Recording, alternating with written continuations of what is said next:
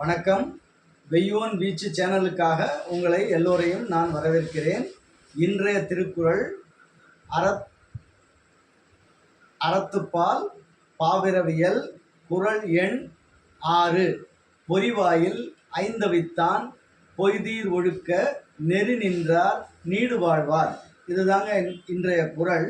இதனுடைய பொருள், ஐந்தவித்தான் அப்படின்னா 5 புலன்களையும் அடக்குதல்.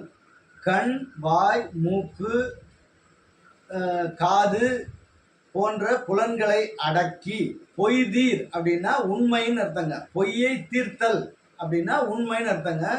உண்மையாக 5 புலன்களையும் அடக்குபவர் இந்த உலகில் நீண்ட புகழுடன் வாழ்வார். இதுதாங்க இன்றைய குறள் விளக்கம். மீண்டும் நாளை இன்னொரு குறளுடன் சந்திக்கிறேன்.